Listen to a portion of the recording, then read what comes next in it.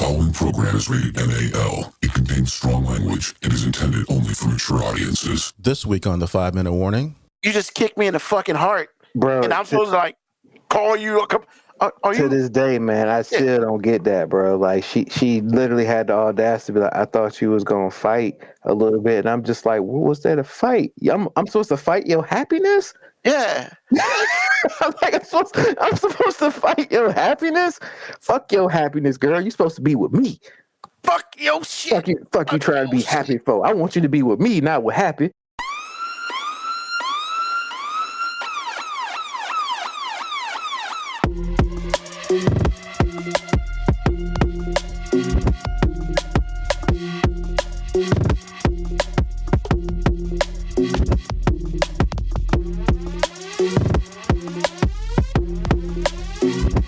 The show that gives you everything and nothing at all. That's everywhere you don't want to be. It's Ruben, Mo B, and on the ones and twos, AG.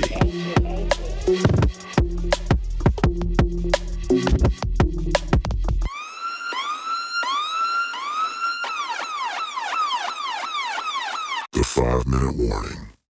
Welcome everyone to a brand new episode of 5-Minute Warning. As always, it's your man Ruben in the house with you again on another Sunday evening. And as always, I'm never by myself. I'm always at least with my cousin AG. What's happening, y'all? How you doing? Hey man, today's been a great day, interesting day. You're questioning whether it's a great day or not?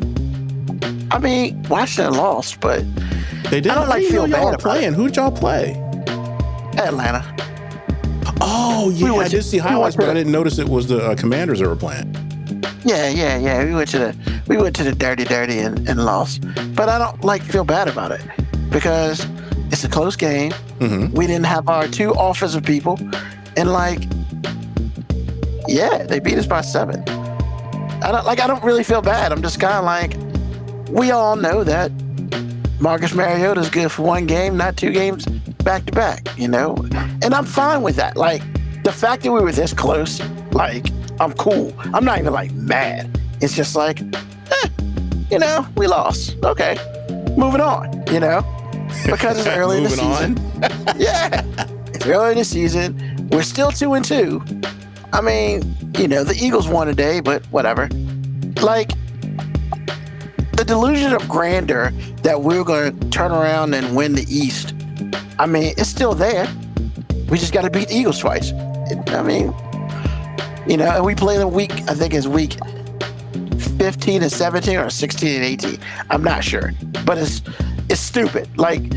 It's just dumb. We shouldn't. That's a dumbass schedule. But Actually, whatever. it's genius because they were thinking that y'all might have the whole situation might have playoff implications. Well, it will, provided we start, we win it. We're 2-2. So I'm not upset. Some people are probably the fucking sky is falling, and I'm just kind of man, we're Ruben, 2-2. I feel like you're not including yourself with your band of brothers and sisters right now, because you used to be well it depends on what it is, but you have been pretty alarmed and hitting the panic button yourself about things like this. I've heard it. So here's the thing. With the Commanders, I am a realist.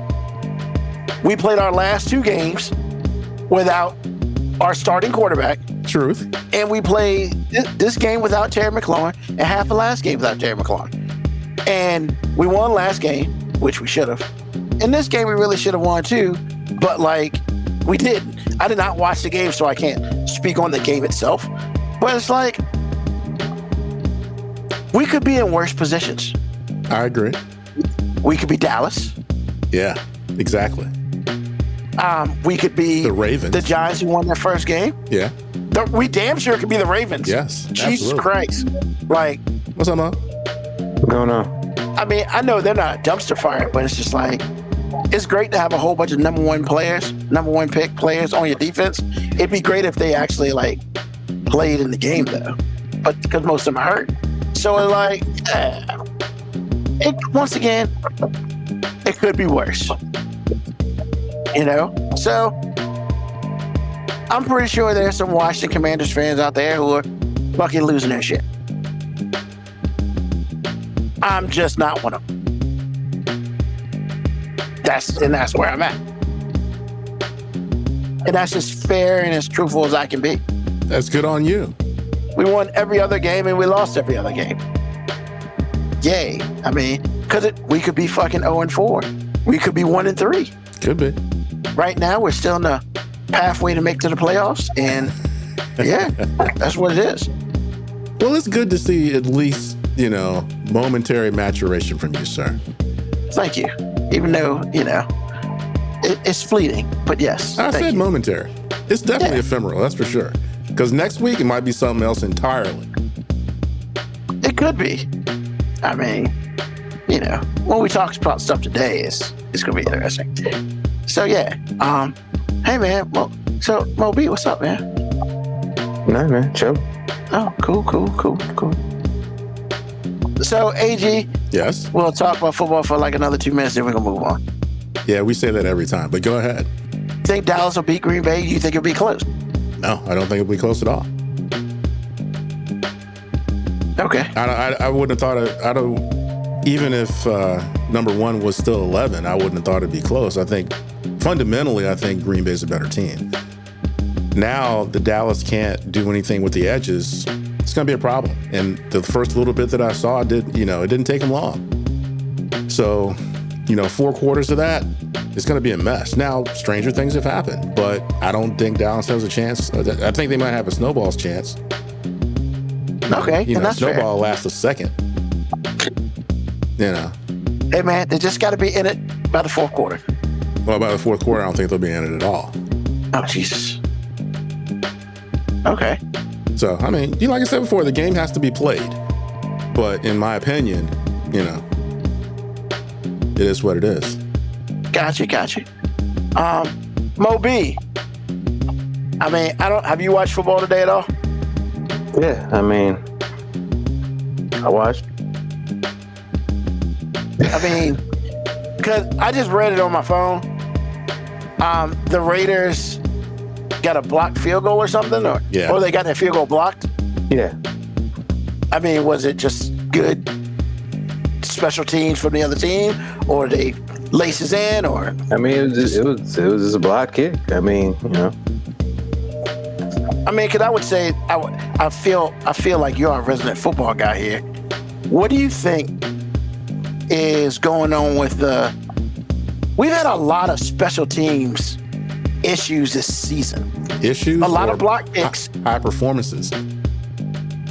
I'm sorry? I said issues or high performances. Well, it depends on which side of the...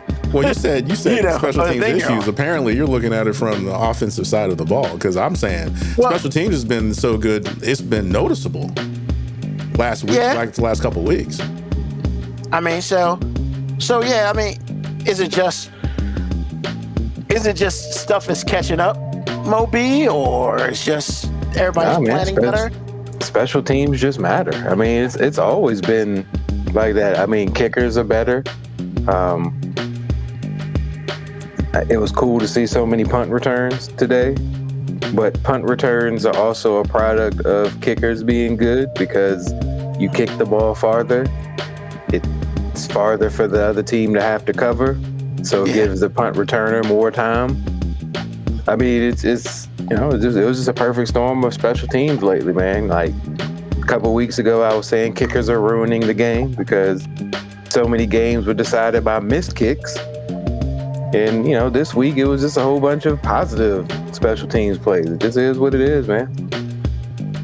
So, were you surprised when they cut Young Wei Koo? No.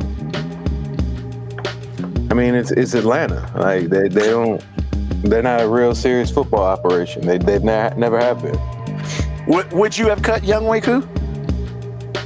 I mean, it's not like he has a history of being bad. In fact, there was a long time where he probably was the most popular player for the Falcons because he was like the only positive thing on offense for the Falcons for a while. So no, I think they scapegoated. I think that's what they did. They scapegoated.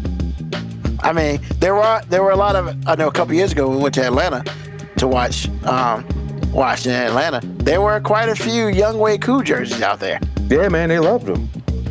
And you can't convince me that he missed one game-winning field goal and everybody was just like, he sucks. I don't think he's been picked up yet, correct? No, I thought he had. No, he had? I don't think he has been. Okay. Wow. And then the new kicker came in last week and missed like 2 field goals. So, yeah, egg on face. Cool. So, the one other thing I want to talk about, because I assume y'all watched football today. I did not. So, because I couldn't. The situation in Indianapolis, the dude dropped the ball within the 5-yard line. Like, what the fuck was that? What, did he think he was in and he started celebrating? I do not know because I didn't see that game. I didn't watch everything on football today. All I saw was highlights on that game. And at the time, Indianapolis was winning, but that was like the first quarter or something. So I don't know. Yeah, apparently like an 80-yard pass, and he got close to the goal line. And cause this is what I read. I did not see it myself. The dude fumbled the ball. And, because from what the read, because it just popped on my screen, the read seemed like, he thought he was in the end zone and he celebrated too early. Because that happens on occasion. And, yeah, he fumbled the touchdown and stuff. So, yeah, I guess he's going to hear about that come Tuesday, when they're showing video and they'll be like, what the fuck is this? So, after they're mad at him, they'll joke on him, and then hopefully he'll never do it again. But yeah, AG, when you're right, man. Yeah, I was trying not to say anything, but I already knew what I said. When you're right, you're right. Bro. That was really the last thing. So we're about to. Sometimes, AG, man, you just Jesus be on, Christ, man. And if you don't want to take a bow, I'm going to celebrate you. Yeah. I'm going to get flowers and everything? Wow. I can't win around here. I can't win. I can't win. Wait a minute. How are you playing the victim right now? Pointed out. Hey, you say I'm just that saying. all the time. I'm just saying. I can't win with the family. I can't win here. I'm just taking L's left and right. It's okay. You caused your own L. I gave you a cautionary tale, which is the show, letting you know that that's not going to be it. And then, but we ain't talking about for another 15 minutes. No. Instead of saying I'm going to focus on letting this be the last thing, you kept on going. And here, 5 minutes later, when you said it was only going to be 2, it was like 3. Oh my goodness! You know what? Yes. Hey, bro, you instantly just turned into an old white man because, you just didn't want. Why I gotta be old and white? Because old white men typically don't like to admit when they're wrong. So do old black men. What are you talking about? They don't like to apologize. So do old black men. They start making excuses for why they're not wrong. So do old black men. What the hell, bruh? I can't at least be an old black dude? Sure, man. It makes you feel better. Up, man. That's makes you feel better. Jesus, man. You just Jerry Jones this, man. That's all you did, man. You just Jerry Jones. Nah, I ain't got enough money for that. Sir, you know what? You're right a lot, but that was savage, man. Come on, man. Don't call him Jerry Jones, man. That's just an insult, bro. Oh, man. That's just wrong. What's going on, Black Morticia Adams, man? We traded Micah. And I think we got a better chance to win this year because we traded our best player, Micah. I mean, I didn't say it. That was funny. Say Micah again. Say it again. Micah. But Ruben, that is for both of y'all. Younghoe Koo got signed to the practice squad on the Giants. I knew he got picked up. Okay. Practice squad. Yeah. I'm still rooting for Younghoe. Me too, because he had no business getting fired for that. He missed one kick. He'd been so good for so long. He actually missed 2. That one game. I hear what you're saying, man, but that's not a reason. But no, I don't think he should have got let go either. Again, I just think that I don't know about the Falcons like Mo does, but the bottom line is, if this is what you're doing, Come on, if man. you still keep Kyle Pitts after years of not living up to his potential. Who scored a touchdown today? Once again, I'm not saying they should get rid of Kyle Pitts either. I'm just saying for years, he's been, if this is going to be his season. and then Younghoe Koo misses a couple kicks, and you're like, you know what? Throw him away. Throw him away. I mean, I'm going to be honest, man. If Washington didn't have a kicker they paid $4 million to, we should have picked his ass up. But we're at least making this kicker fucking work. So he's earning every dollar of his $4 million that he's making. So. Oh, by the way, last thing on football, this is on me. I was listening to old shows because I'm putting together another best of. Oh, wow. And y'all's conversation about Joe Burrow and Patrick Mahomes was classic. I don't remember the conversation. Bro, go back to episode 164. Oh, my God. It's really good. And I was just sitting there, not as much laughing as it was like, he is not wrong. Does it hold water? Absolutely. That's what made it so interesting, because it still matters. And I'm sitting here going, that is absolutely true. Especially when Mo said, I forgot what he said. This is not a quote because I can't remember exactly what you said. But you're saying basically, Ruben, what you're saying is you like Joe Burrow because he does everything white America thinks he should do as a quarterback. That is a huge paraphrase. But when I heard it, I was like, I said that. So not wrong. So I said not that wrong. shit. Because you were just like, you're a big Joe Burrow fan, and you should be. He's a great quarterback.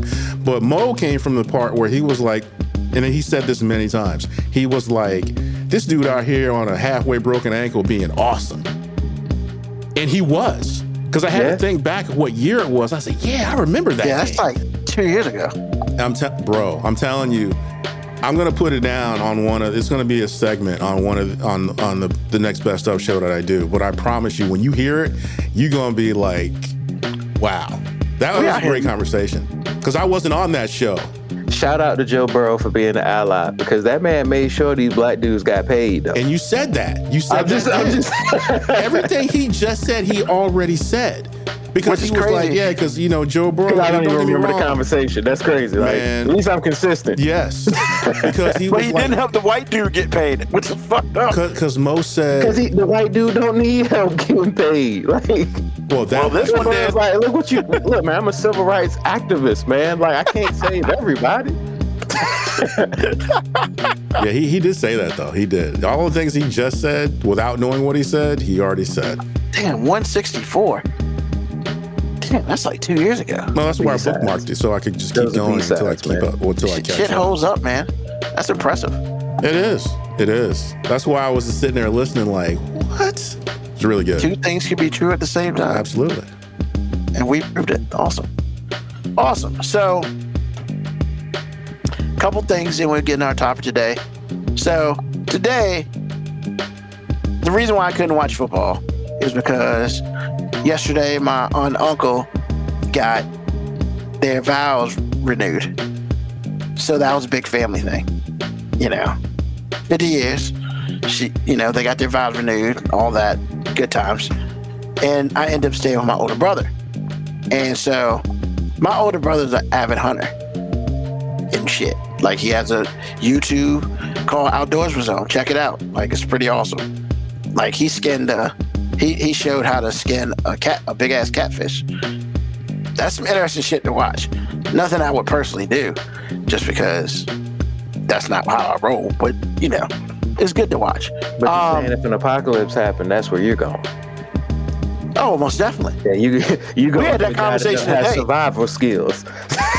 I'm making my way up here, and he was just like, it was funny because he was like, I mean, why should I let you in? I was like, why should I let you in? You're not family. Why should he let you in? Huh? You're not family. Why should he let you in? I am. I'm his brother. He better let me in. No, you're not. That's all you are. Well, you're not thinking, bro. The only family he really has is his wife and his kids. All the rest. If you're not one of those, you are the rest of y'all. Well, so we had this conversation, and I was, he was just like, what could you provide? So I was talking about stuff, and he was like, he has this mental thought that because I am not an avid hunter, because I don't shoot on a regular basis, I am incapable of defending myself with a gun. And I'm thinking to myself, and I was like, look, bro, you know what I used to do at camp? He's like, yeah, you taught kids how to not shoot themselves. That don't mean I didn't teach myself how to shoot, motherfucker. What did Dre say? Just because, what did he say? Just because he rich, you think he sold his guns? Bro, just because I don't shoot, that don't mean I can't. That just means I choose not to. I don't choose to hunt. I don't plan on shooting people, but life and death, I mean, if it's me or them, deuces. Like, right in the dome. I ain't got no issues. And honestly, I'm pretty fucking good at it. So he was just like, I was like, yeah, man, you can't be assuming because I'm not out here every day doing this stuff that I am incapable of doing this stuff. That just means I live in a fucking city and I don't shoot shit on a regular basis. I'm domesticated. Damn straight. I cook my ass off. With food, However, you can't procure your own food. You can't field dress. You can't do anything. He's not gonna let you in, bro. Whoa. Nobody said that I couldn't field dress. I just don't. Can you? Not really. But I can clean. I can clean fish. I'm just saying, in the apocalypse, man, it's a barter system, baby. You got to be able to supply something for him. I mean, I'm another body to help you kill motherfuckers. What's up? But you got to defend me. You're also another body to feed. Exactly. And I've seen your brother do his thing, bro. He does not have any reason to let you in the door. I'm just saying, like, in fact, he might think you're part of the infected and give you 2 in the chest. Just saying. He's stupid. What? He's stupid. I'm not ineffective. Okay. Once again, which is the interesting part, right? Because like, it's not like I haven't done a lot of this stuff before, because I have. Now, some things I haven't done, but there are a lot of things that I have done. And it's just one of those things where it's like, look, I mean, yeah, it can be you and the wife, but I mean, last time I checked, a circle is big. I can shoot 2 motherfuckers, and I can kill. If I got to shoot a deer, I'm not going to sit here and throw up and cry about it. It's just, I don't have to. So,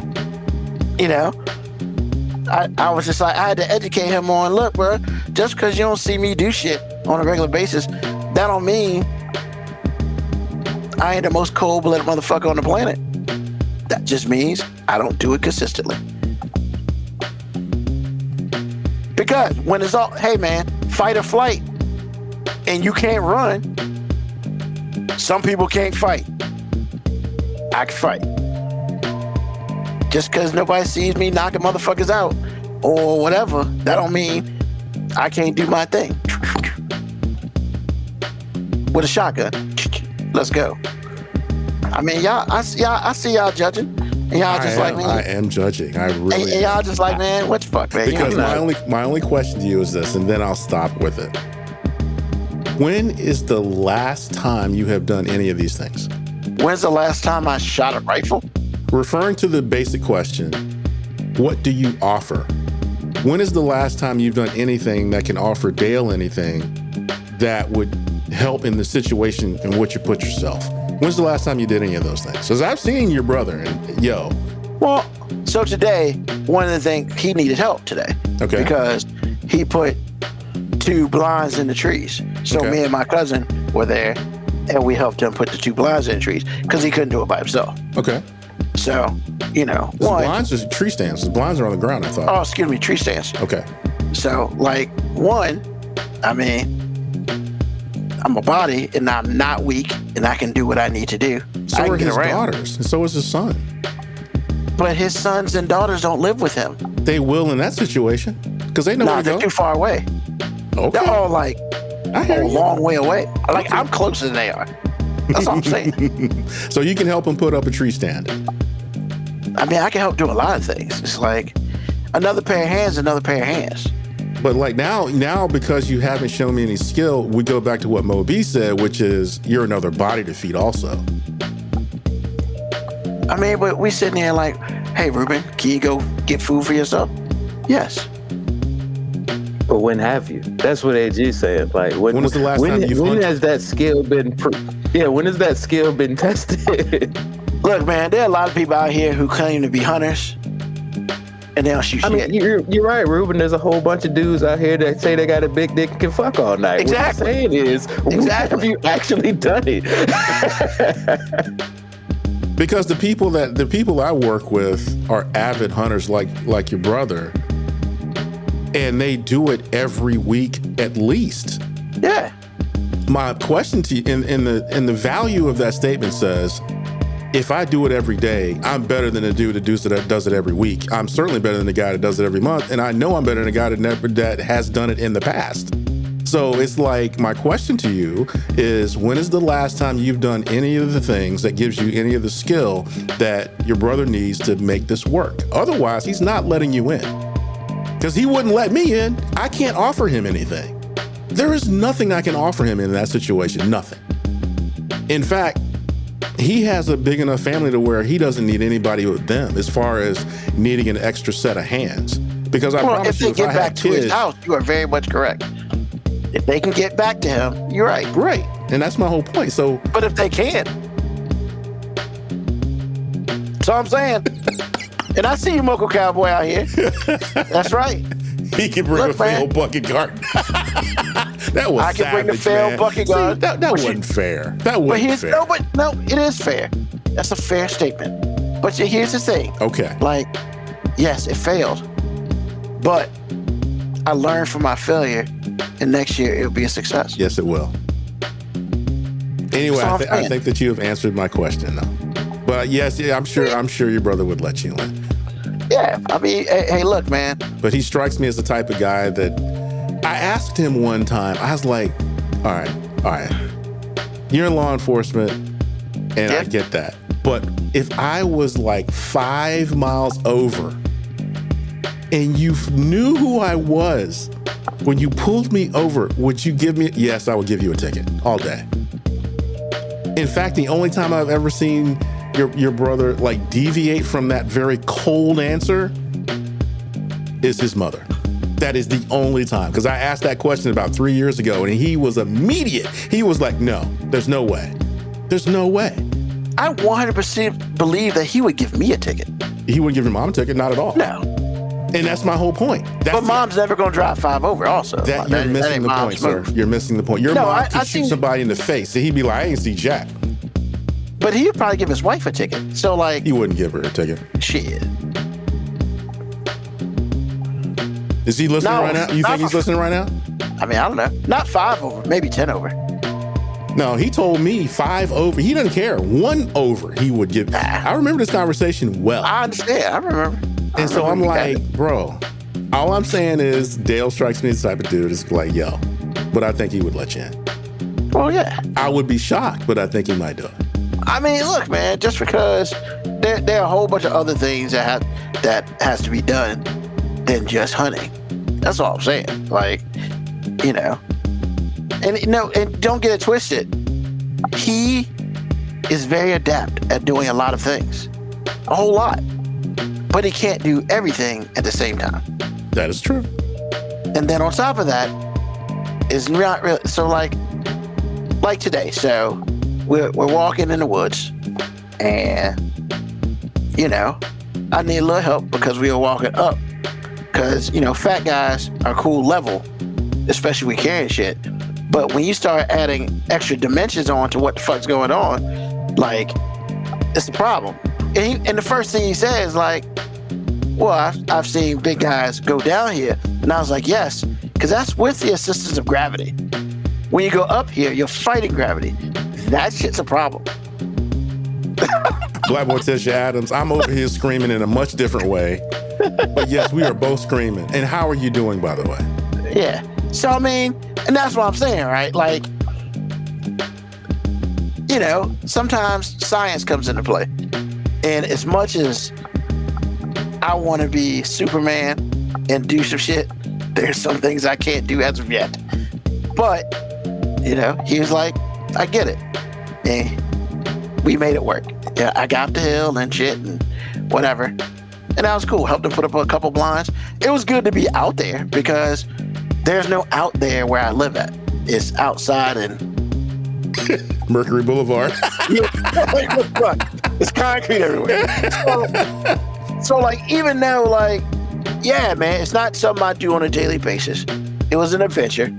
You know, the only real negative thing was that I had the wrong shoe on my right foot. Okay. And I noticed, I've now made a mental note that every time I go to see him or stay with him, I got to make sure I'm prepared to go into the woods. Because everything was cool except for my shoe. And because I left my 3/4 top at home, which gives me a little bit more balance and stuff like that. Because the other one is just a regular shoe, you know, ankle shit. So, you know, I learned some shit. It was good. And I always learn shit when I go there. But yeah, you know, he was just like, yeah, he knows some shit too. He took 3 steps in. He was like, oh shit, it's a black snake. Motherfucker. Did he step on it? No. Wow, he knew it was running around, even though he didn't step on it? Well, he saw it. Okay. Because, like, see, that's the thing, and it's funny, we talked about that. I would have never saw the motherfucker because that's not my environment. And I wouldn't be looking for things such as that. Whereas he is looking for everything in the woods, you know? And that's why, on purpose, I was behind him. I ain't no fool. And he saw it, so we had to take care of that guy, you know? My cousin pulled out his gun and shot it in the back. And then they got a stick, covered his head up and cut his head off. They just pulled out a knife and I was like, hey man, whatever. Like, whatever. Okay. I mean, I felt bad for the snake, but on the other half, I was just like, so you were him. If that motherfucker would have bit me, I might have just didn't want to. He got that adrenaline and didn't want us. Everything is well with us, except for my life. But that's, you know, we talk about that every day. What's wrong with your life? Oh, I mean, no. I'm just like the normal shit that I go through, or the ill-normal shit that I go through. Like I'm in the middle of fucking woods and doing shit. How is that bad? You were loved ones. I didn't say it was bad. I'm just saying, no, but you said because your answer was like everything is good except my life, and I'm like, what? Oh, well, I always complain about something every week. Oh, my bad. I forgot who else. Never mind. Truth. So, but you know, I complain it with all of y'all instead of somebody I gotta pay like, you know, $80 an hour for. So this is your weekly therapy session? Damn straight. Oh, look, man, this is for almost 6 years, bro. This has been therapy. You said it before, yes. I've got through a lot of shit because of this show. I didn't know, but I'm glad it helps you. Yeah, it doesn't help you. Get some stuff off your chest. Be like, but I don't really get things off my chest on this show. A lot of things I say on the show would say it anyway. I mean, yeah, but you know, there have been times like the whole, was it Why'd I Get Married To? Oh, y'all just asked her, again, something I've said many times in the past, but y'all has to ask me the right question that day. Oh, every time, you know what? And it's so bad because I don't know Janet Jackson. I don't know her. I'm never going to know her, and I don't care to meet her. However, but her character, I can't look at her the same ever again. And every time I see The Rock, I'm like, it's not anything against him at all, but I just go back to the fact that women can do anything and they get an upgrade. I'm like, okay, if that's what we doing. Okay. But yeah, I mean, that moment was, because I remember getting the question. And I was like, oh, this is going to be so good. And I remember you started us off and I couldn't help myself. I was completely out of control. That man, if I knew the number of that show, I would listen to it again. But anyway, yes, that wasn't me getting anything off my chest as much as it was answering the question that was asked. And man, woo. Sometimes it bees like that. Yes, it does. So, let's get into the question then. Because I'm pretty sure that you probably read it and was like, oh shit. I got a few. So, look, if you've listened to our show, I would probably say it's almost a solid 50% we talk about relationships. Solid 50%. Actually, but we've been doing so well. I was actually shocked at the question because we haven't really talked about relationships in a while. That's why hey man, look, I read the room very well. And sometimes we just need to not talk about certain shit. Let it, we'll be back to some of that later. But we gotta let some of that shit just like sink in and, whatever. So then when that happens, I switch it up and we go back to some other shit that probably has sat for a very long time, okay, which gives us an opportunity. So this week, I'm sorry. I'm just gonna say it right now. I'm sorry. People are gonna hate me, and I'm cool with that because we're gonna talk a little bit, not necessarily about relationships. We're just gonna talk about different phrases and stuff that women be saying that like, really? Like, what do you mean by that? Like, I need some English definition. Like, you can't be just speaking around me and shit. So, like, for instance, famous statements that women say to men. Or infamous. Infamous. Oh, that's a good one. It's like just one. Hey, I've had this told to me, actually. You know what? You're a good man. You should have found somebody by now. First of all, I need everybody to look at me. Let's tell me something I fucking don't know. Like, I know I'm a good man. And I'm clearly not married or dating. What, you don't think I'm trying to find somebody? Like, however, just because I don't go through the ways of the current generation, look, man, I'm always looking. I bend over here, whatever. I gotta get up. Exactly. See, look at that, Black Shit. That is what I'm talking about. I was right trying not to say anything because I was just like, bro, that is such a backhanded, awful insult. I hate it. That means you were good, but not good enough for me. Mm-hmm. I appreciate it, Black Potential. Thank you for having me. Don't let these heifers get you down. Exactly. Bruh. See, it's statements like that make me miss you every week you're not on this show being my God. You are missed when you're not around. I promise you that. So something in her heart was like, I need to get on the show today. That's why she's here. Because like, I agree. That is, man, bro. But we've always talked about women don't have accountability, and BMH says the same thing. I'm telling you, man, women do some stuff and I'm like, wow. So and so since they do things that are wow, they will ask you things that are wow. Yeah, it's like, and I try not to call women not out of their name, man. But I'm just like, bitch, don't you think I know that? Like, what are we doing? He tries and then he goes and does it. No, I do it in here. I never say it out loud because I know better. But everybody's listening. Better. Look, Shirley Brown has raised me better not to say that and to the woman's she is listening face. to you call women out their name right now. Bruh, mentally. Aunt Shirley, he's sorry. You can't get in trouble for thinking the shit. That's all I'm saying. You can't get in trouble for thinking it. You can get in trouble for saying it. Oh my God. But you can't get in trouble for thinking it. This is not Minority Report, motherfucker. It kind of might be. I mean, they tried to get you for a crime you didn't commit yet. But all I'm saying is, look, man, I don't need the backhanded comment. I don't need that shit. Like, that's just like, how down south, man, for y'all people up north who don't understand, that's nice. Bless your heart. Bless your heart. Bitch, yo, if an old Southern woman or a Southern woman says, bless your heart, that does not mean that and they're like, shut the fuck up and keep it pushing. Like, you know, wow. So just call them unstable creatures, because a lot of the women are, and that's a hill I'm willing to die on. You know what, Black Witches Adams? You're right. I should use unstable creatures, but here's the problem. That's a lot of letters, man. Well, I mean, it does keep you out of hot water a little bit, because honestly, you're not allowed. We've talked about this too.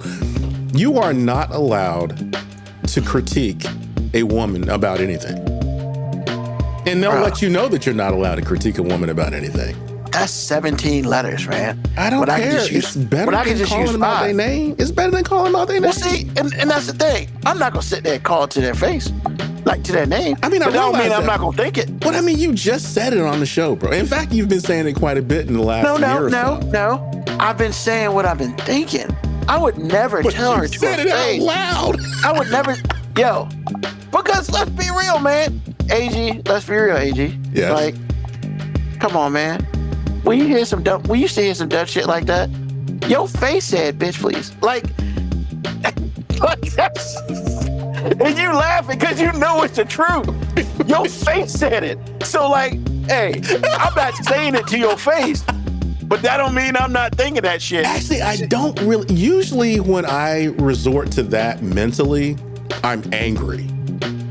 Usually I'm like, good gravy, did she just really say that?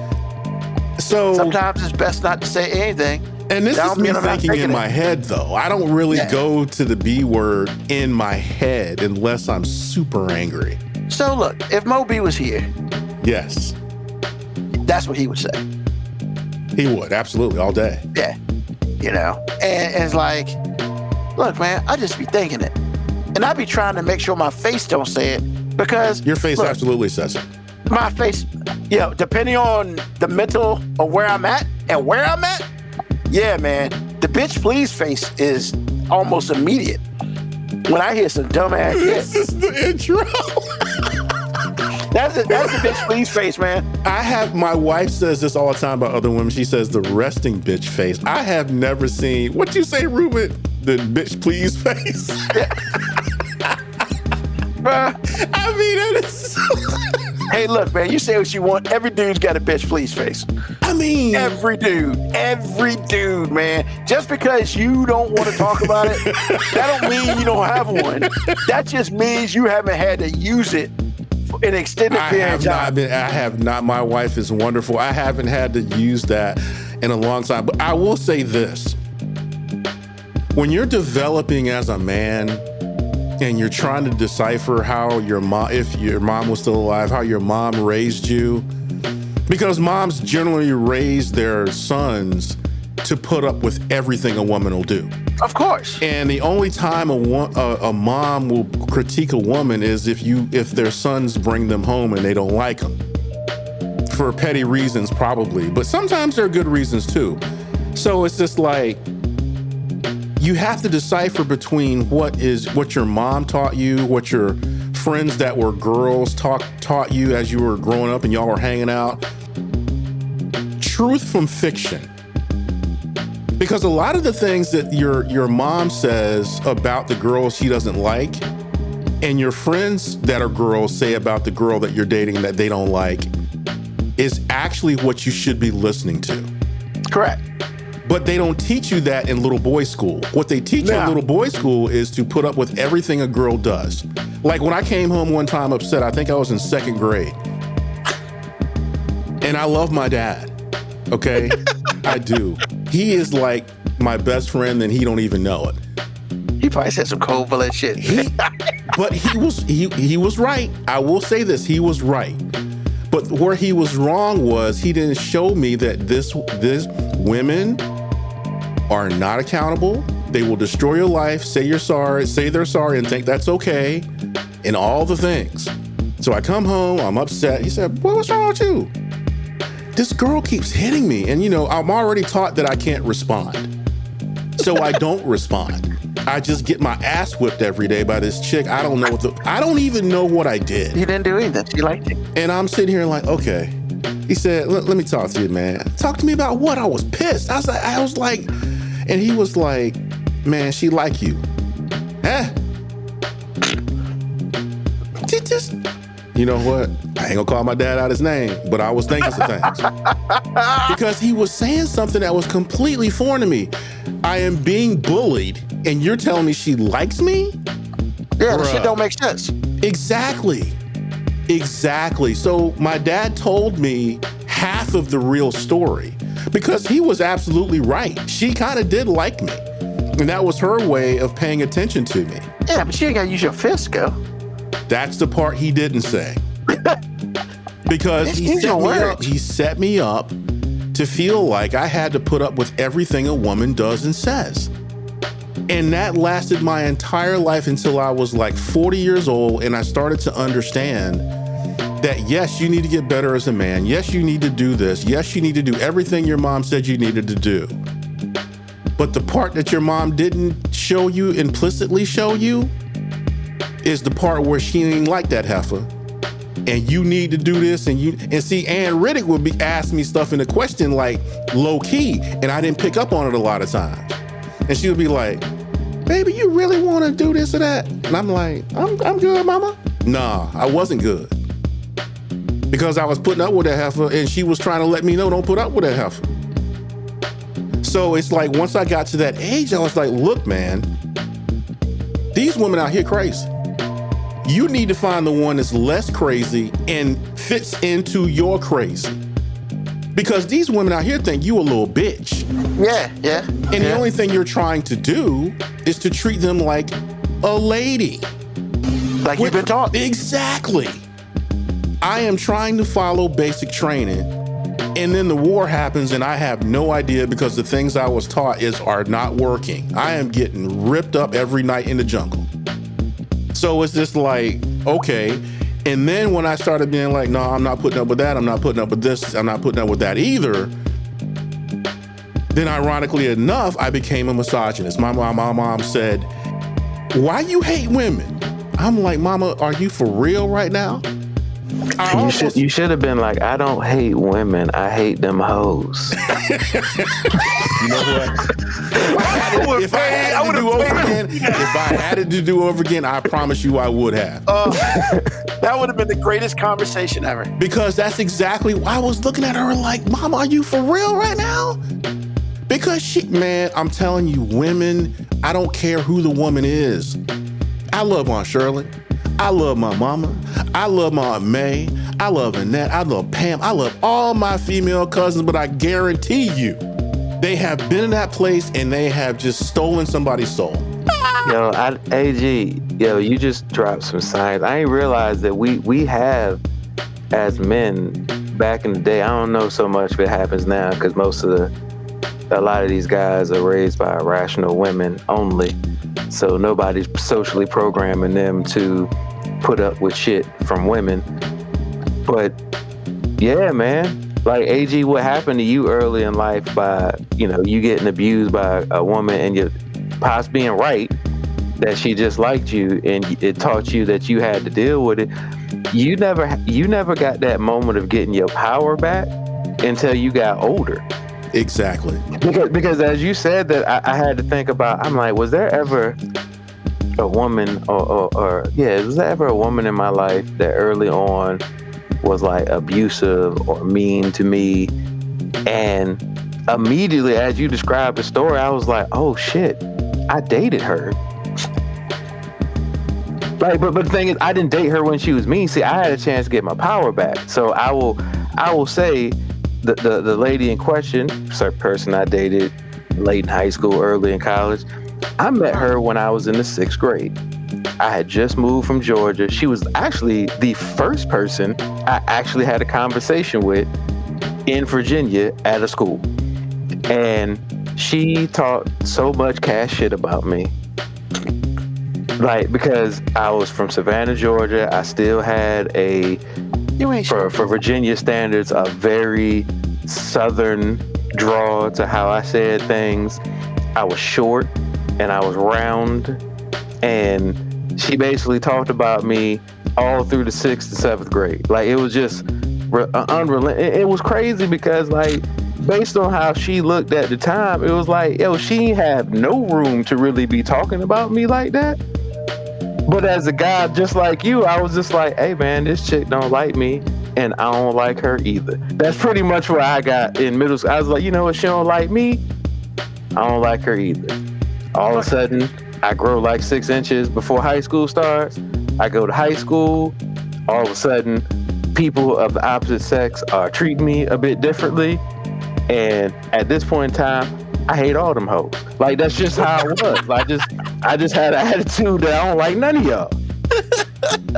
Like the first couple years in high school, I wouldn't even date nobody from my school because I'm like, I remember all y'all. Well, none of y'all trying to holler at me. So I was always talking to chicks in other schools, other areas. And then they didn't want me. Now they all over. Hey, bro, I was that. But then, you know, she started talking to me in high school. I'm getting all the vibes that she likes me. And at first, I was just like, whatever. You know what I'm saying? I kind of got my power back. So, AG, I got to get my power back from that person. Because by the time we actually started dating, the dynamic was completely different. Because I had went through the I don't like you hoes phase. So I was just like, I don't like that. Or the FYB stage. Yeah. Did you have an FYB phase, Tika? I mean, Moby? What, fuck y'all bitches? Yeah, that's right. You got that right. Yo, and here's the thing. I'm actually still in that phase. Thank you. I'm just a guy who fuck y'all bitches. I mean, I have a lady that I like, but I mean, for the wait a minute, I have a lady that I like. Like I still have a very much so FYB mentality. Bro, we were talking about that when you ain't had no power. But like I said, AG, it's not that I don't like women. I just don't like them bitches. You know what I'm saying? Like, that's a whole different group of people. They might look similar, they have similar physical characteristics, but we talking about a whole different breed of species. Like, women and bitches different. That's just like, I don't hate black people. I hate Negroes. Like, I mean, I'm just saying, like. No, he's right though, because I didn't really take my power back until I was 44 years old, man. Because I dated this girl for so long. I had that same attitude until one day I had spent so much time trying to please this woman at every level. And it was just like, you know what? She had the nerve to tell me she just wanted to be happy. And I looked at my phone. I was like, heifer? You know what? I didn't say it to her. But you thought it. Yes. And in that moment, I heard something snap in my spirit. And I was as happy as I could be. I was as happy as a clam in high tide. I promise you. And then black to crying over here. Yo, AG, and I don't think a lot of women fully grasp what you just said. Like, there's so many times in my life thinking back that the idea of happiness wasn't something that I thought was even for me. You know what I'm saying? Like, I thought it was my job to make sure you were happy. So then the first time somebody basically hit me with the, hey, I got to do this for me because I want to be happy, I was so taken aback by it. Like, I was like, wait a minute. What you think I've been doing? Option? Like, I heard of Bill Berger when he was talking about, like, it's one of his most recent stand-up comedies. He was like, hey, you know, my wife walked in and I was down and she asked me what's going on, and he was like, I'm sad. And he was like, it was the first time I'd really said, you know, that I'm sad. And she was like, what? Is something I did? And he was like, no, it's some stuff that I just got going on, you know, some stuff from way back when I just never dealt with, you know, and right now I'm sad. And he was like, she said, oh, I'm sorry. And she walked out the room. And he was like, I never knew it was a fucking option to just leave. He was like, all these years I've been listening to you put up with your shit, talk about your shit, and I gotta sit there and just, you know, hear you out. I never once thought there was an option for me to just leave. And that's like the first time somebody was just like, hey, I'm just not happy. And she broke up with me. I was just like, wait a minute. You can do that? You can just break up? Oh, like you can just break up because you're not happy? Like nothing. I didn't do anything wrong. You're not saying I did something that betrayed you, hurt you, did anything. You just decided you're not happy. And the only common denominator in your life is me. And you can just leave. And I remember like not knowing how to deal with that or process that in the moment. So I did what most guys do, and I tried to escape from my feelings by just being like, cool, let me call some other hoes. And look, I'm not bragging about that. I'm just saying that's I didn't know how to process what was really happening. It was just like, all right, so.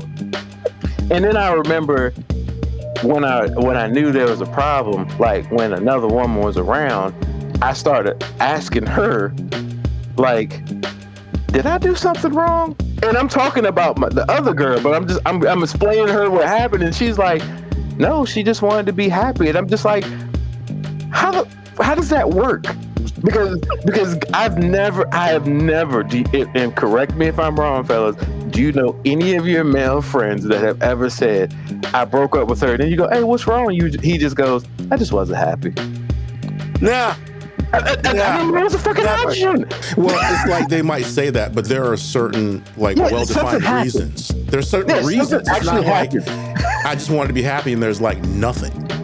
Yeah, no. So no, we don't do that. We don't do that. You gotta have a reason. Yeah. That motherfucker still gotta be remotely legit. Yeah. Like as a guy, I've never heard a guy like that's not in a movie or something break up with a girl and say it's me, not you. But that's not even true either, because usually when guys say that, they just don't want to be around you anymore. Exactly. That's what I'm saying. I've never heard anybody say that and like sincerely mean that. Like you still care for this person, but you want to leave anyway? No, guys don't do that. Yeah. But women say that all the time. Absolutely. Like, but see, the caveat. I'm not saying that what they're doing is wrong. I'm saying I don't have the capacity, the emotional capacity to understand how that works. And I feel, I can say it, I'm hating. You know what I'm saying? I'm a little bit jealous. Like, I wish it did kind of work that way, because I feel like we all know guys who've been in relationships, and as they're describing a relationship, you just want to look at them and go, bruh, you're not happy. What you doing? But we also know as a guy that you're not allowed to just say, I'm not happy. Yeah, you can't use that as an excuse to get up out. There has to be a reason. It's not because it's like, because in my situation, I'll add this caveat. My situation was when she said she wasn't happy, what she actually wanted was for her to have the ability to manipulate me. I didn't understand that. I took it for what it was. So a month later, I met my wife, or I shouldn't say met her because I've known her all my life, but I met her in a way in which was romantic. And I show up on Facebook like in a relationship. And she was heated from what I understand. Then I started getting like random texts like that I never returned or replied to. And it's just like, the only reason that she did what she did was to try to date guys in jail and keep me around. Date guys in jail. So it's like you want a stack of letters from convicts and collect calls from convicts and then have me around. And when you don't have all of that. So AG, my statement that you should have made to your mom was correct. It's not that I don't like women. I don't like these hoes. Hey, and I told you, if my mom was still living, I would exactly answer that way. So hold on, man. Like, all right. Okay. Stop for a second, because I need to. Man, you're gonna try to ask logical questions to a situation that does not happen. I'm shocked, right? Because like, look, man, they got that show on fucking Lifetime or whatever fucking show it is about people who get in relationships with inmates and shit. Mm-hmm. Like, the fact, and there's one dude from Newport News who was up there. Whatever. I ain't never known somebody who knew somebody who actually like did that shit. Man, well, you want the tea? I give you the tea. I mean, it makes sense though, man, because we always say, women want a fixer upper. They want to be able to say they fixed them. That too. And they want a unicorn. They want a thug that might kill a motherfucker but's good to them. You know what I'm saying? They want fictitious creatures, but But see, that's one too. But my situation was not that. This woman I'm talking about is not that. What she wanted was, because she had her self-esteem was really low to begin with. I mean, looking back on it, I can tell you what it is. She liked controlling people. So think, and again, like I told y'all last week about Charlie Kirk, you have to see it from their point of view. You can't be in yourself and understand what I'm about to tell you, because it doesn't make any sense at all. But for her, again, just to hear me out, for her and women like her, it's about control. So what can a convict do in a situation if he's upset with you? He can do absolutely nothing. Nothing. You always know where he is. You always know he's not boning another chick. He might be getting some, but it's not from a girl. You know you can come see him if you want to or not. You know that he is pining for you in some way all the time, especially if you mess with, multiple guys in the same facility. That's a flex. That is a flex. It's a weird flex. Yeah, it is a flex. See, you guys, you're not listening to me. You're listening to me. No. Wait. You're listening to me inside your own minds, where it's rational. You're absolutely right. I can't not do it. I understand you. That's why I said, hear me out. Because if you really think about it, if you have control issues, what better man to get? Because it's not me. Because here's my thing. I don't need your money. I don't need your car. I can come over whenever, and you have to kind of be on your P's and Q's. All the things she can't control, even though there's nothing to control. She knew where I was all the time. I was either at work or at her house. And I wasn't even dating her seriously at the time. I could have been with anybody, but she still knew where I was. So her dating convicts had all the fixings, man. It's like going to Golden Corral, bro. And she was fetishizing black men anyway? Come on, bruh. You got a jail full of them. Clinton made that possible. You had a jail full of them. So it's just like you voluptuous white girl, and that's the best I can do with that. And you run around in jail, and you're picking up these guys anytime you want. Like I said before, stacks of letters. And she liked to date them when they were about to get out. Because now you're dealing with somebody that doesn't have a job, doesn't have any money, doesn't have a place to go, doesn't have a car. He has nothing. And you know what? And it made her feel good. Why? Because I can control the situation. He needs to depend on me for everything. Because now they have hope. Well, where the self-esteem gets lower is situations like this. 100% control. You would think that would be her situation constantly. But these dudes would get whatever they got for about a month or two, done. All gone. Yeah. The dude that she was getting with when she broke up with me, he never even got there. He was like, I'm good, deuces. You just gave me some jerk material while I was trying to get out. That's it. That's it. So now what do you have left? And now that's where, she was just like, well, where's Alton at? I was minding my business. And then I was with what would, eventually become my wife. And then she would throw some random text out there that I used to answer, and I stopped answering. Then she, because that used to work. Now she's panicking because she doesn't have me on the line anymore. So she throws something else out there. And it's just like, whatever. I'm with the hottest chick on the planet. Are you serious? Deuces. And she's nice? Are you serious? Man, you must be tripping. I never answered. Me like shit. Then it's just like I show up a month after that. I show up on Facebook in a relationship. Now, mind you, I would never date her seriously because she was so freaking mean. and she never really treated me very well. And it was just like, she would always say, well, he doesn't want to date me seriously. And I'm like, why would I do that? And then I offered it to her one time because I just got irritated. And I was like, you know what? If this is the last thing you need, okay, fine. And you know what she said? She said no. She said no. Because now you're way out of control. You're way out of your depth. You're way out of all of this stuff. It's a weird dynamic, man. It is. But you know what? The common denominator was somebody who would take it on the chin for her all the time. That's why she stayed. Because she knew that she can get what she wanted and not have any responsibility. Because I would always come back. So she sent me another text, and then I show up on Facebook in a relationship. Then I was married. Come to find out, this is her story. He was cheating on me the whole time. Okay.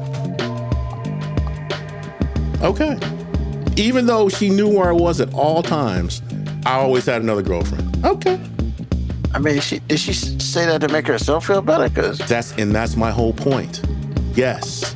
Because what do we say on this show all the time? Women have no accountability. None. Performers need an audience, Ruben. Exactly. Performers need an audience. and I tell my wife this all the time. If you really want to pay somebody back, stop calling. No attention. Exactly. If people stop paying attention to people that were awful, they would shrivel up and die. They have to have an audience. Evil has to have an audience, man. They just do. So again, like I said, that's the caveat. Now you have what Moby said, and that's true, but I'm telling you, control is man. Control is a weird thing, man, because like I think in a way most people, like, and that's men or women, seek some semblance of control in their life. So especially when you talk about something innately that makes you vulnerable, which is your feelings. So you want to have a control of a situation, and people seek control of weird shit, but it's not weird to them because it's their security. I mean, because, you know, my situation was not that, but a lot of the things that AG just described are very similar to what happened to me when she told me she wasn't happy and then she left, and me processing, and also like, because I'm a logical person, which was, oh man, I must be the problem. And I thought, okay, then I don't make her happy, I must be the problem. And that's where I kind of left it. I mean, Ruben was around. Like I just never, like, we made a lot of jokes about it. We did, like with the guys, a lot of jokes about it, and a lot of our friends were making jokes about my situation, because we had a thing, a sad R&B song would come on, and they'd be like, songs for insert name, and I'd be like, oh, come on, bro. And at first when they said that, it actually did bother me. Low key, I was just like, hey man, it's kind of a sore subject. But as an irrational asshole that I am myself, I'm like, I know if I was them, I would be 10 times worse than they are right now. So I'm just going to take this on the chin until I can laugh at it too. And eventually I got to a point where I could laugh at it too. But I mean, hell, I'm sorry, go ahead. Yeah, I remember a couple months later, like, I had a conversation with her, like, because I really just stopped communicating. I was just like, cool, I don't make you happy, bet, you know what I'm saying? What you doing? Cool. And then like a couple months later, like she just randomly calls and we have a conversation, and she's like, you want to go grab something to eat? I'm like, hey, whatever. And honestly, I'm not thinking this is the whole let's get back together thing. I'm thinking hey, you know, we were really cool for a long time. You needed some time to process. You processed. Now we can go back and we can kick it. And then she hit me with the whole, when I said what I said, I thought that you would fight for me and try a little harder. And I'm thinking to myself, why would I do that? Like, you told me I didn't make you happy. Sorry. And I didn't follow your instructions. And I didn't say it with any malice. It wasn't like that's a dumbass thing to do. I might have thought that, but I'm like, and then she was like, yeah, but you just acted like you didn't care. And I'm just like, how does one do that? I did. You said I did make you happy on New Year's Day. I figured you were just trying to start the year off fresh. I won't go get in the way of your new year. You know what I'm saying? I'm not gonna mess up your vibes on the year. She wants you to beg her, really, me actually want you to be happy, because that's what I've been brainwashed to think is important in a relationship. Your happiness, not mine, yours. But Moby, you just didn't get it. I didn't. And to this day, I didn't get it. And AG, it wasn't. I don't think she was with somebody in prison. But the mechanics are the same, though. Yeah, honestly, I can tell you, because what it was is, I think, and I don't know this, never questioned it, never cared. She started talking to somebody she used to know, and he was polar opposite of me. Like, everything about me that probably scared her at the time, because she was really a homebody, wasn't super adventurous about doing a lot of things, like going out. She was a real homebody. Like, honestly, people would be like, how did you date it? I'm like, yeah, because that's everything I am, and I'm just not allowed to be all the time. Like, I like to read, she likes to read. You know what I'm saying? We had a lot more in common than the outward appearance would look like we did. But to her, I was social butterfly. I mean, that's weird because I'm not really that guy. But I mean, I guess with my friends, I do seem that way. But I mean, Ruben, like, you know, you gave the face, but it's like, I'm not dude that wants to go to parties all the time and do that. That's never been me. No. I think, and I would say to the social butterfly comment, I think that she was saying that you were never alone. Like, you had an outward amount of friends. Yeah. And if it wasn't one of us, if it wasn't me, it was someone else. Like, I had a circle. Yeah. And I did things, you know what I'm saying? Like, you know, I was going to go out occasionally. I was going to, you know, I was all the things that scared her, because she was like, I don't know if you're ever settled down, that was weird to me, because I'm just like, I've been with you for almost 2 years, but cool. I don't know if you'll settle down. And I guess I just wasn't safe enough. And then she got with somebody who was like super homebody at the time, had a career that said that I don't really go out and do things. His idea of social outings was playing Dungeons and Dragons with his dad and his boys. And this is not a joke. That's just really what he did. I'm like, I understood. Like, honestly, when they got together and I found out, I was like, makes sense. That's more secure for her. Cool. But when she hit me with the whole, you didn't fight, and I'm like, you lost me now. Like, I don't know what was supposed to happen now. She started talking to her friends. I don't know what bad advice she got from her friends, but that was probably the first one. I have said before that women getting advice from other women ever sounds like a good thing, in my opinion. But yeah, so like AG, like one day she just was like, I thought you were gonna do more, and I was just like, nah, I'm good now. And I mean, and honestly, I never ever tried to change her mind. I never was like, I'm gonna do better. When she said I didn't make her happy, I was just like, well, shit. Oh man, it sucks for me. I gotta regroup and figure out how to do this thing. Or actually, what I really said was, man, I gotta go have sex with as many women as possible so I can not think about this emotional void in my life. I mean, look, man, I could say it was something else, but look, I know what it was. Like, and that was a little, I don't know if that was ego, because it wasn't really ego. It was just what it said. It was just filling space, man, so I didn't have to deal with the emotional part of me that was really hurt. I was really hurt. Yeah, man. I mean, because I was thinking about forever commitments with somebody who had just told me I don't make them happy. So now I'm like, I'm like, I don't want to deal with what might be wrong with me, so I'm just gonna go fuck some women. I've heard that response before. I'm just saying that seemed a lot easier. Because it was. No offense, ladies. No offense, ladies. I didn't dislike people I was talking to at the time, but there was a reason that after her, the next person I actually dated was my wife. Because there's a big gap. Yes, Ruben, the next person I actually dated. I didn't say the last person I had sex with. Or last person I had regular relationship. The last person that actually had the title was my wife.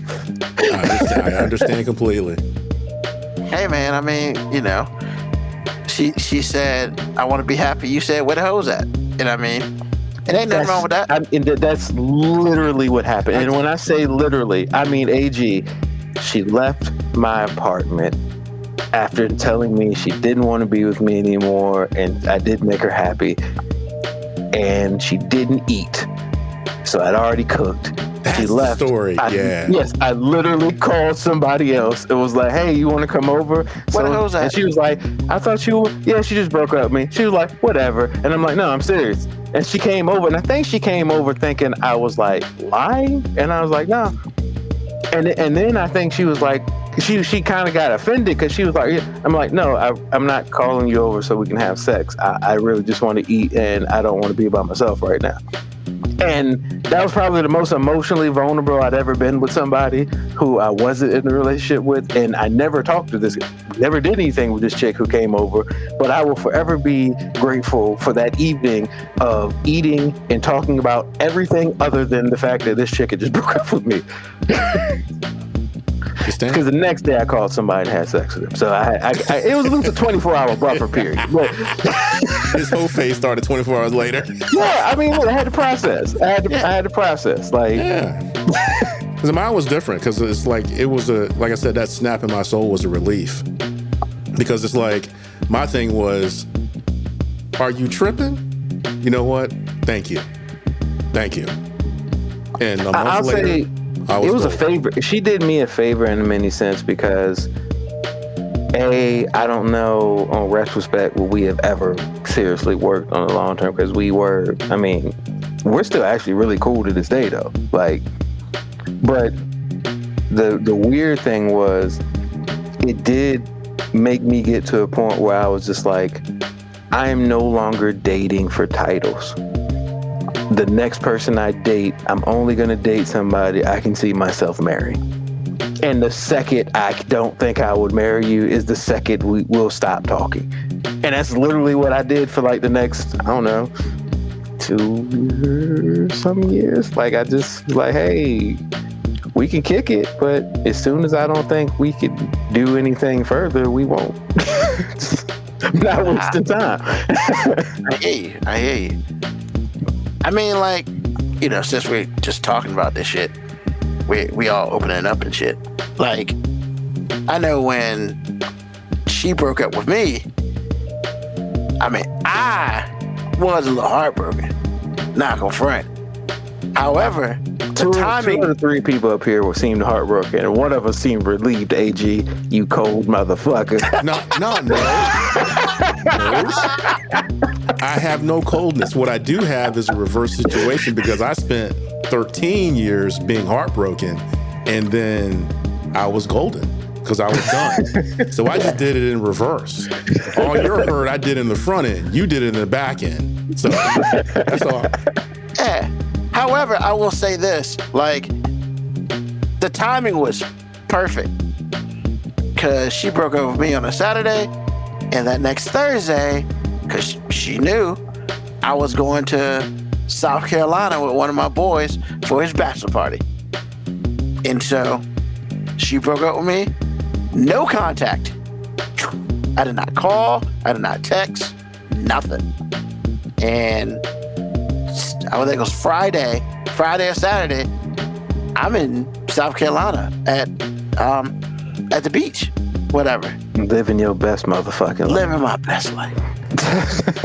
And of course, she calls. I took the call because I'm a respectful guy.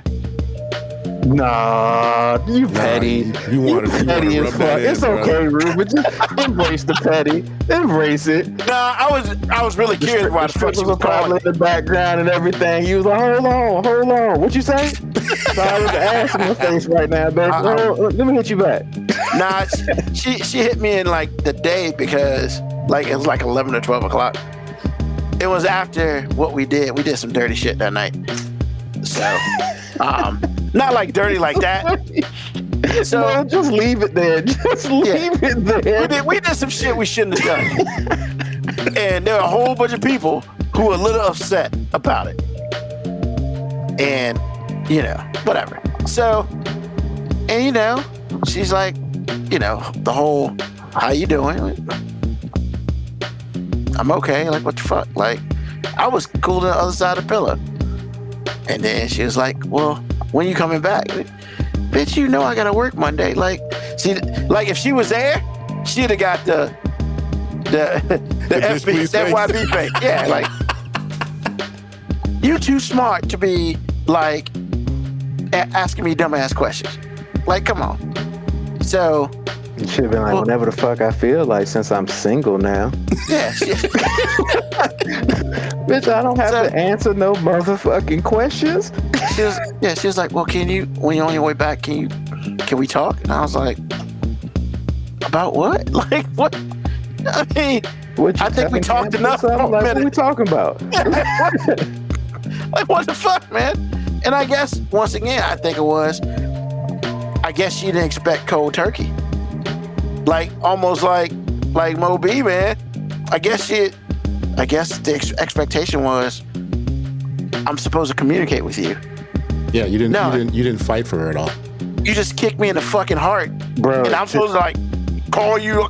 To this day, man, I still don't get that, bro. Like she literally had the audacity to be like, I thought you was gonna fight a little bit, and I'm just like, what was there to fight? I'm supposed to fight your happiness? Yeah. I'm supposed to fight your happiness? Fuck your happiness, girl. You're supposed to be with me. Fuck your shit. Fuck you trying to be happy for. I want you to be with me, not with happy. So I think we say all this to say this. Ladies, don't be saying dumb shit. Like, we for the most part, y'all intelligent. Don't be saying shit like, you know, you should really found somebody. No fucking shit. Like, I woke up 20 years ago, decided, you know what? I want to be single the rest of my fucking life. Fuck your bitch. Nah, that's something like, only women say. Like, I only hear women talking about, I'm single by choice. Like, bitch, you ain't single by choice. Nobody wants your ass. Like, let's be real. No, I'm not even saying that's not true. Maybe some chicks do want to be single. I'm not going to speak for them. But I'm just saying, I ain't never heard no dude be like, I'm single by choice, because we call those hoes. Like, if you're just trying to be a hoe, or like, hey, bro, you ain't trying to settle down. Like, every time if a guy says that, it gets seen as a negative. Like, if a guy was just like, hey, I'm single by choice, the woman would automatically say, oh, he's afraid of commitment. He fears commitment. He doesn't want to. He's a hoe. But if a woman says that, it's like, oh, she's embraced herself and she loves herself. She's like, finding herself. She's lying. Because most people don't want to be alone. First of all, I can sit here and say with the truthfulness, I've never heard a male ever say, yeah, I want to be alone. I want to be by myself. Never. We're dogs. And I say dogs not in a negative way, but like, you ain't never seen a dog that don't want an owner, that don't want somebody to pet them, rubbing their belly a little bit. Like, my dog right now is on the floor. She won't even sleep in a room where somebody's not in. She's like, I'm not trying to be by myself. All that street shit was for the streets. Juju never trying to be on them streets again. Juju escapes sometimes and then ends up right back at the front door. You know why? Because she's like, I ain't going nowhere. Fuck all. Who trying to be alone? I ain't trying to be out these streets by myself. Y'all motherfuckers feed me. Y'all petting me. It's warm in here. Like, hey, this good living. Yeah. I mean, so like, yeah, man. Like, and I would say, you know, the other thing is, look, ladies, don't do this. Don't do this right here. Like, you know, I'm sorry, I need to read it. Why can't you find a woman? You're a catch. Clearly not, because nobody's caught my ass. Like, what are we doing? Like, what are we doing? You ain't trying to catch nobody, so why are you even talking about it? Like, bitch, I'm right here. Woo, woo, woo. I mean, what, do I gotta have a sign up say, hey, bitch, come catch me? Like, what we doing? Like, don't be saying dumb shit like that. That's just stupid. I mean, Ruben, I promise you, when you find somebody, the things that women will say to you will sound even more absurd. Because now I find myself talking to somebody or running into somebody that I ain't seen in like 15 some years, and they're like, oh, you're married? Man, why didn't anything ever happen between us? It's because you acted like you ain't even like me. Because I got with somebody that liked me. Like, why would I want to talk to you? And you was like, I ain't shit. I mean, you called me broke. You was like, broke. You was like, oh, you being nice to me, nigga? What, you gay? You know what I'm saying? Yeah, I still have some scar tissue from my Portsmouth life. It's like, yo, man, like when I was out here being nice to y'all bitches, y'all ain't nobody want to talk to me. Not saying I ever got mean, but when I just basically got into a little bit of that FYB stage where I was just like, hey, if you talk back, you talk back. If not, I mean, look, my dick gets wet eventually. You know what I'm saying? Like, there's somebody's gonna find it. I mean, you're not the only hoe out here. Yeah. Ruben, if you want to conjure up a woman, put a ring on. Hey, women get stuff they can't have, sir. That's exactly what I'm saying. I'm like, bro, it gets even more absurd. It does, because the women always want stuff they can't have. It's like, if you are available, it's not fun. It's not challenging. I am kryptonite. Look, as much as I'm a unicorn, I'm also kryptonite. I'm telling you, Ruben, when you find the right one, it'll be great. But what happens is all them other women will all of a sudden stop saying dumb mess and be like, how you doing, Ruben? I'm fine with my girl over here. What, bitch? Like, Ruben, you just need makes you interesting. Ruben, you need to start using manipulation tactics that the opposite sex uses on us. You got to give people the visual lie. I need you to go to Walmart and get one of those silicone rings and wear it on your ring finger. And then when somebody says something, oh, how long you been married? I need you to look them dead in the motherfucking face. And with your most serious expression, just be like, well, she left me a couple years ago. I just can't get myself to take the ring off. I'm telling you, bro.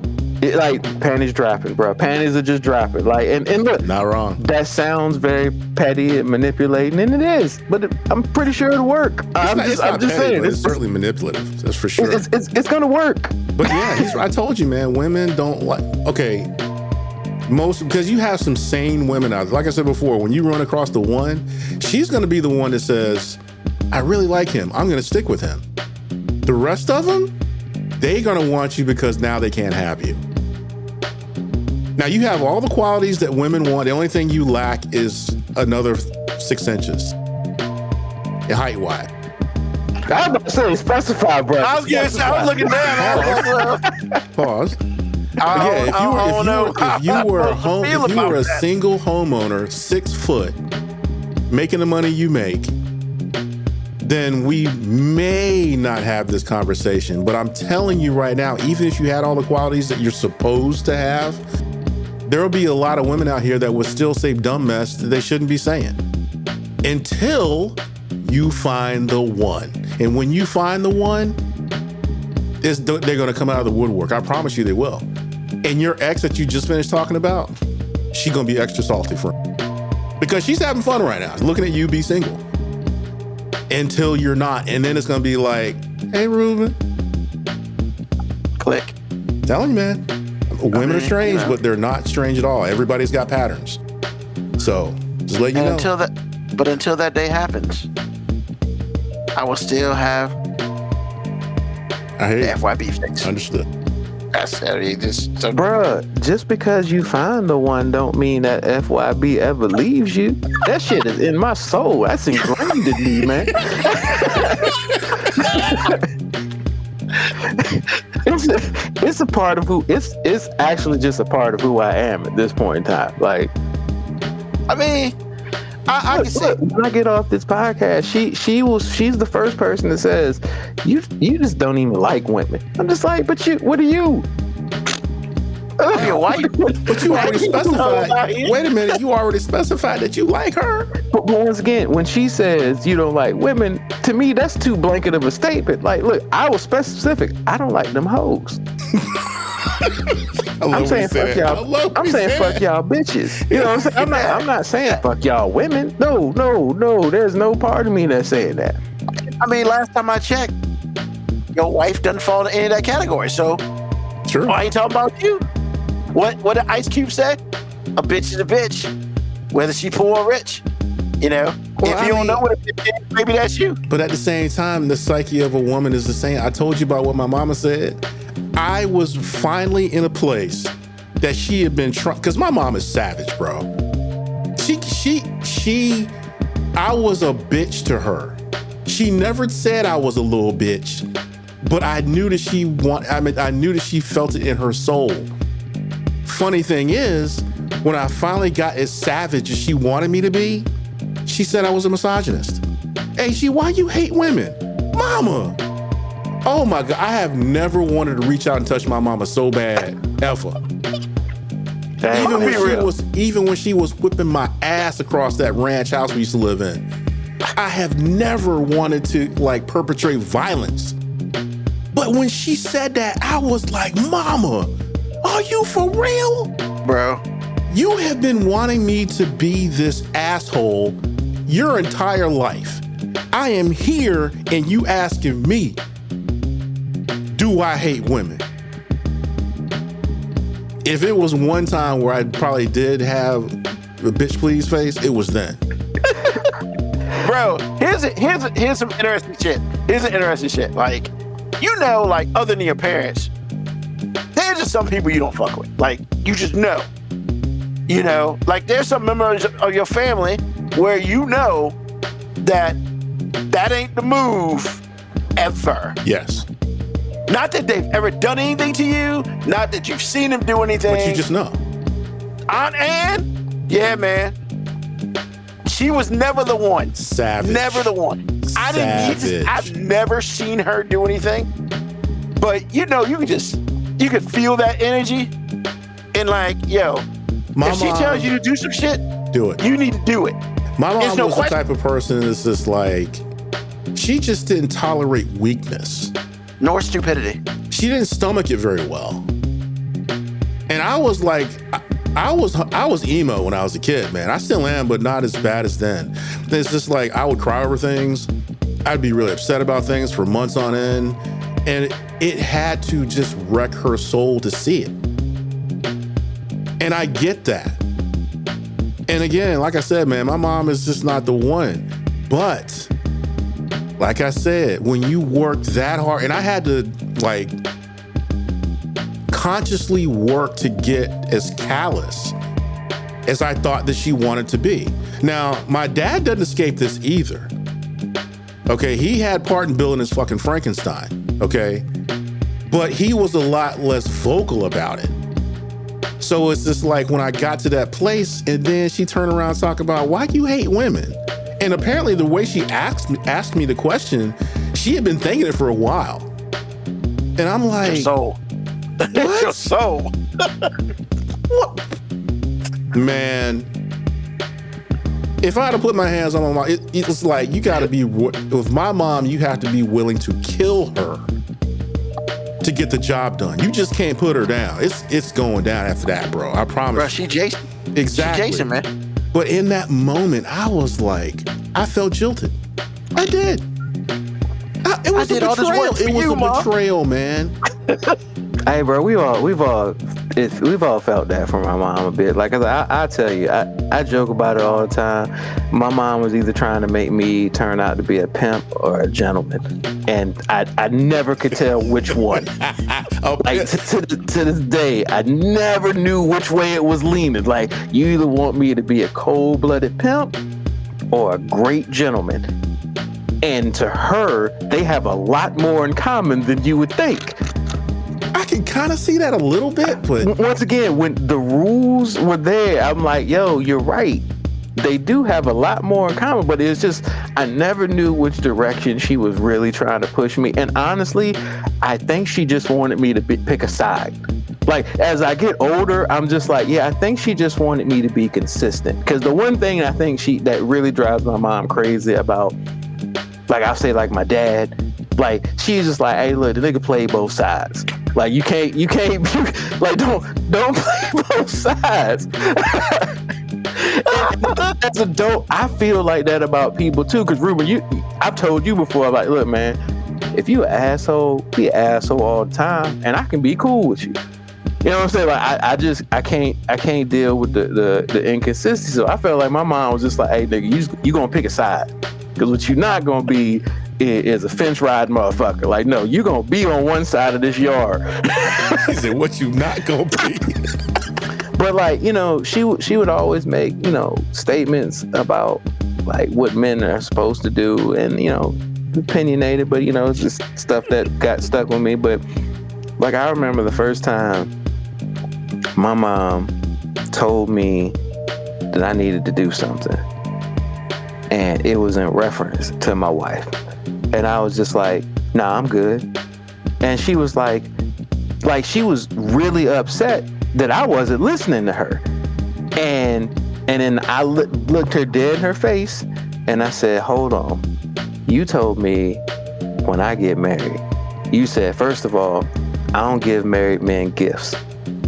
So I'm like, you've already put me in the married man category, because you said I no longer give married men gifts. And you always told me that a man's sole job is to make one woman happy and not necessarily worry about what any other woman thinks. So, nah, I'm good, because I gotta sleep with her. You follow that other woman thinks category. And she was like, but I'm your mother. And I'm like, that would make you another woman. And she was like, don't you go use my words against me. I'm like, I'm following instructions, Mom. And then she looked at me, and she has hated that. Like, that's still the thing that drives her crazy about me, because she comes over, because my mom likes power. So she'll come over and she'll say what should and shouldn't be going on, and I'll be like, no, that's not what winter wants. And I can see it on her face. She's mad, because she's like, this nigga is following the rules that I don't like. How can she not like him when she's the one that built the Frankenstein, man? Because it's against her. Thank you for saying the truth. If she heard me say that about somebody else, she would be like, that's my boy. But when I say it about her, it's like, but I'm your mother.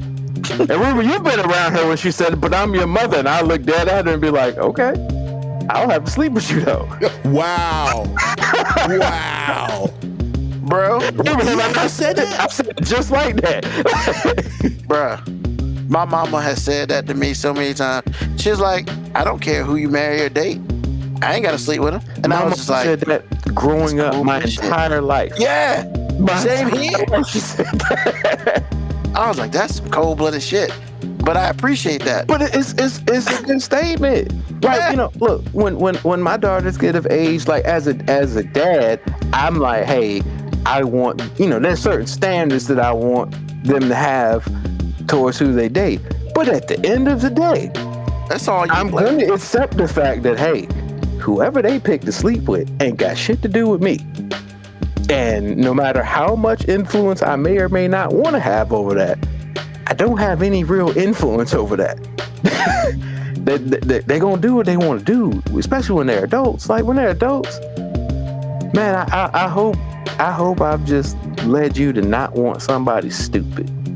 That's really, as a parent, that's really, you're just like, man, I hope you've seen enough in me that you look for somebody at a bare minimum that's me. Like, you know, that's at least my level of intellect. You know what I'm saying? Bare minimum. Might not Trust happen, me, sir. I want you to do far better than me. But at a bare minimum, I can't deal with somebody worse. Like, don't go find somebody beneath me. Cause I'm just like, come on, man. Like, do you think? Cause no matter what they do, you're gonna take it as an insult. I'm like if you find if you get with some idiot, and I'm just like, this motherfucker's an idiot. Cause now I'm gonna start thinking, but I'm your minimum standard. So do you think I'm a fucking idiot? Like, is this the best I showed you? No, but see, now you're making it about you again. I have failed in my job. As a parent, yes, that I will absolutely make that about me. I will absolutely make that about me. She made the decision. Yeah, but and I will not object to her decision. I will not try to change her decision. I will be hurt by it though.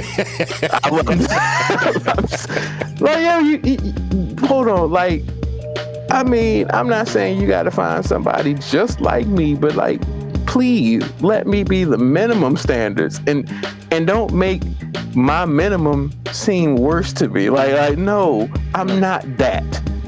Like, look, if they bring home somebody with no job, no ambition, no training, that also sounds like a fucking idiot, I'm gonna be like, hold on, what the fuck are y'all saying about me? that's fair. The fuck are y'all saying about me?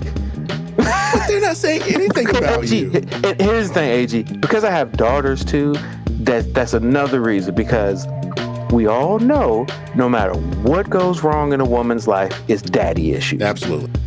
Agreed.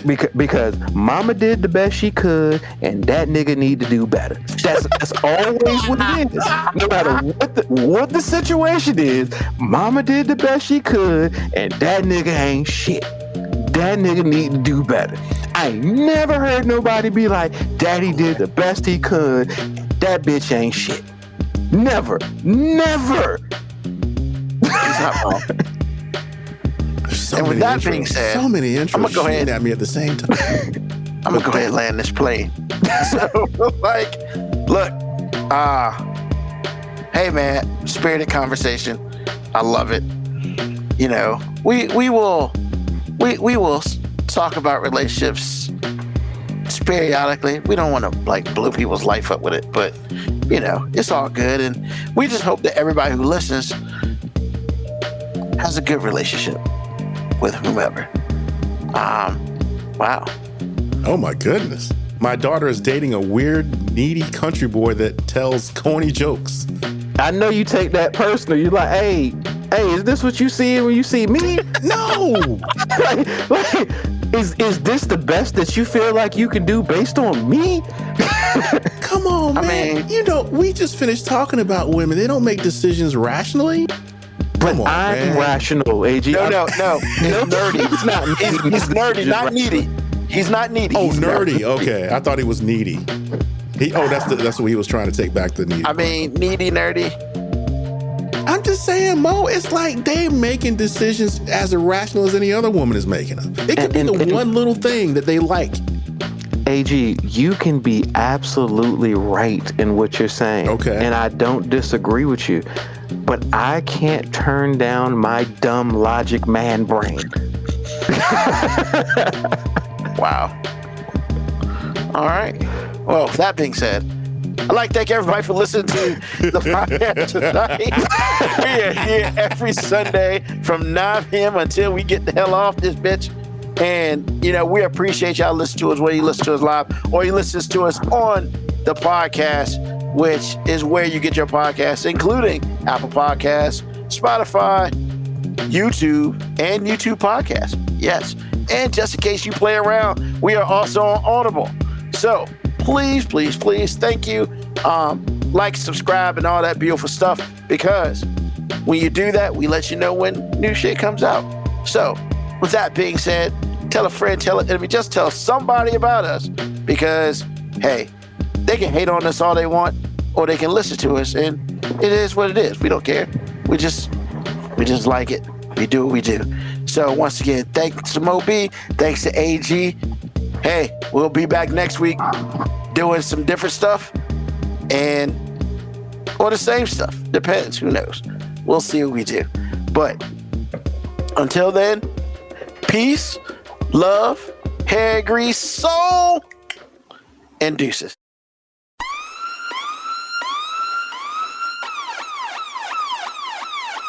Email us at 5minutewarning19@gmail.com.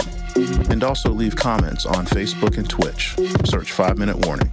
Contact us on Twitter at AG_FMW Podcast, at Newsman25, at FMW 2019. Contact us on Instagram, Moby 5 Minute Warning, AG_5 Minute Warning, Newsman25. You can listen to the podcast at Apple Podcast, Spotify, or wherever you get your podcast. Thank you for listening. This has been another episode of